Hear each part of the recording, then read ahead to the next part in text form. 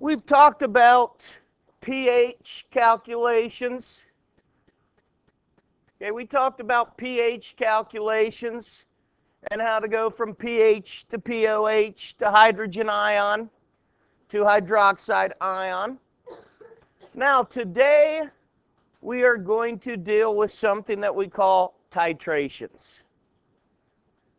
Now, a titration is just basically a neutralization reaction that is occurring. So you are taking an acid and you are neutralizing it with a base, or vice versa. You're taking a base and neutralizing it with an acid. If you remember way back when we talked about reaction predictions in your reaction prediction packet, specifically the double replacements, we dealt with an acid plus a base will yield a salt and water. So acid plus base yields salt and water. So, as I'm doing a neutralization reaction, I need to use some sort of an acid-base indicator.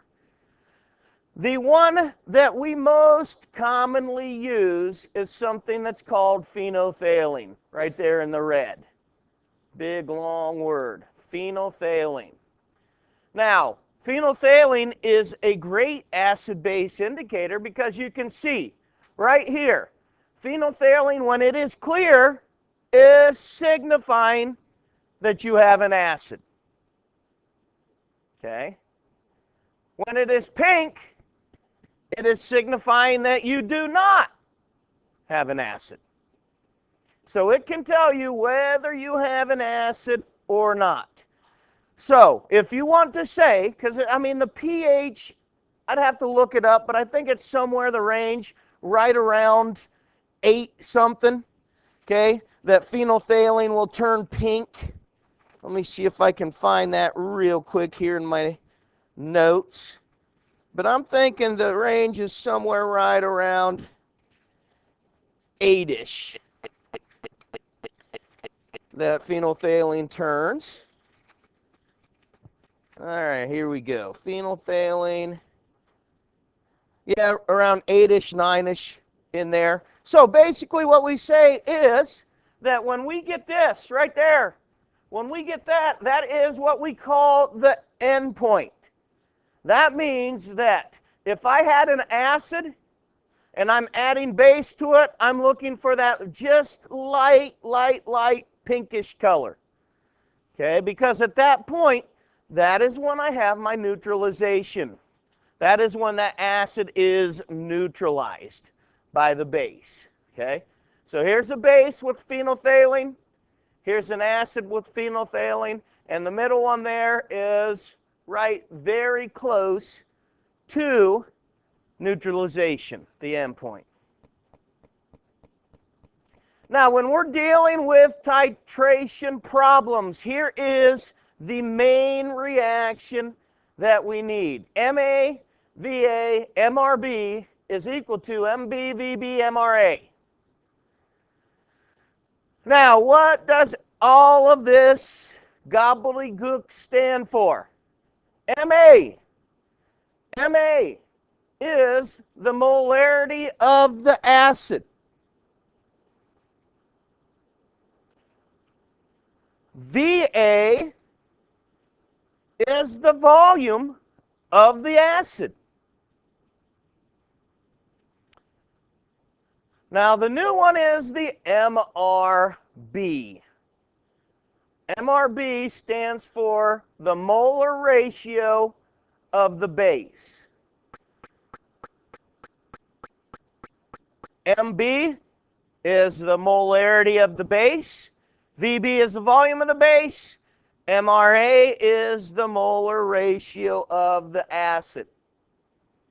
Now, where do we find molar ratios? Where will we be finding these molar ratios? We'll be using the balanced chemical equation. So, you're probably going to have to predict reactions. Okay, you're going to have to go back and do a double replacement reaction. You're going to have to balance that double replacement reaction in order to get your molar ratio.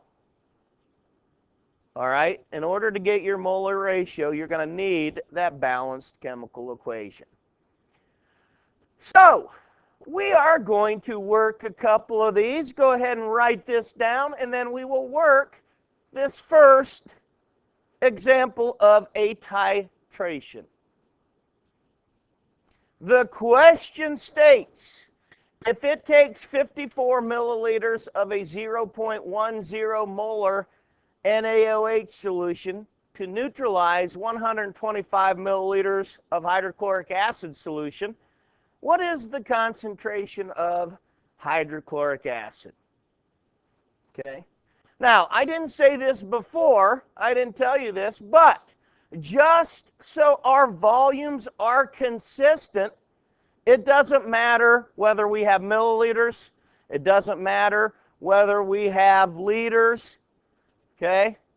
We could use drops. When we use these, when we have time, and we're not going to this year, when we do these neutralization reactions, we actually use pipettes and measure the drops. Now, the key about that is you have to use the same pipette. Because do you think this pipette and this pipette have the exact same volume? They're probably close, but are they identical? No. So you have to use the same pipette because the same pipette will make the same drops. So, what I'm looking at here is, yes, I do have consistent volumes. I have both milliliters. The very first thing I need to do is I need to come up with a balanced equation. So, I know that I'm taking NaOH and I'm reacting it with HCl in a double replacement reaction. So, what is my salt that is going to be made? NaCl, and my second product's going to be water. Now, as I look, and I'm going to tell you folks, one of the easiest ways to look at balancing these equations is that OH and that H. Can you see that I have one OH and I have one H? Okay? If you can see that, this equation is probably already balanced. So when I go through and check, is it balanced? Yeah. Okay, it is balanced. So, my molar ratio of acid and base is 1:1, right? It is 1:1. So, when I take MAVA/MRB is equal to MBVB MRA, I just start plugging in numbers. I don't have MA, do I? I do have VA. What's the volume of my acid? 125 mLs. Now here's that MRB. MRB is right here. What is the number associated with my molar ratio of the base? 1. So that's going to be equal to molarity of the base, which is 0.10 molar. The volume of the base is 54 milliliters. MRA, my acid, in this case is 1. So, I'm taking 0.1 multiplied by 54 multiplied by 1, and that gives me 5.4. I divide that value by 125, and I get my MA is equal to 0.04 0.32 molar HCl. Now I need to go back and sig fig it, and I can see that these two values both have two significant figures. So I'm going to go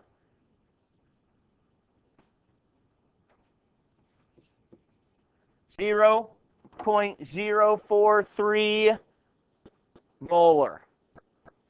Now, one quick check that I always do with this, okay, one quick check that I always do is, right here I've got 54 drops of 0.1, and it takes me 125 drops of the other one.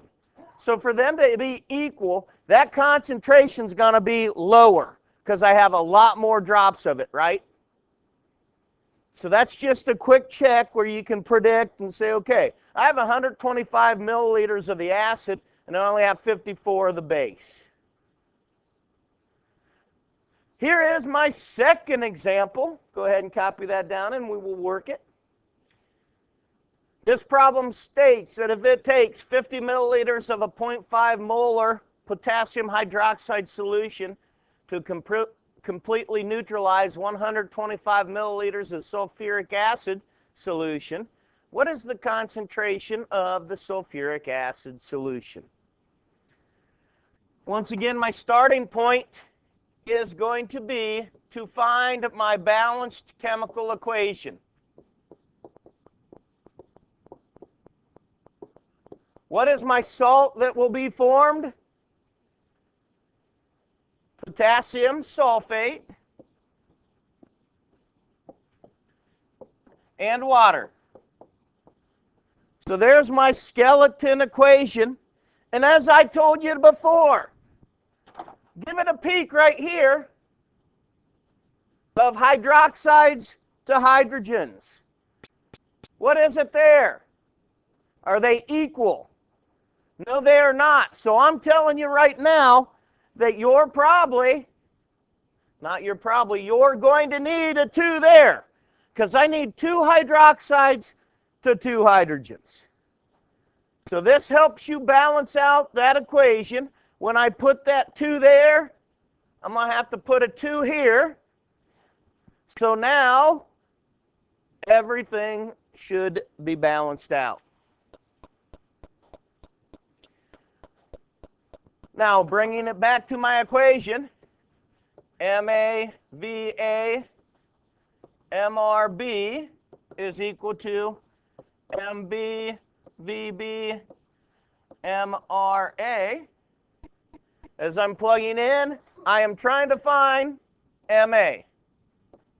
I have volume of acid. That's going to be 125 mLs. Now, here's the new molar ratio of the base. My MRB is 2. My molarity of my base is 0.500 molar. My volume of my base is 50 mLs. And my molar ratio of the acid is 1. So, as I do my math and put this together, I have 0.5 times 50 times 1. And I divide that by the product of 125 times 2. And I come up with a value of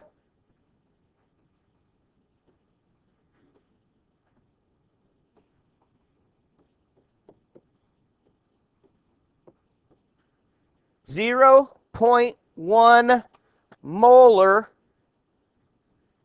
H2SO4.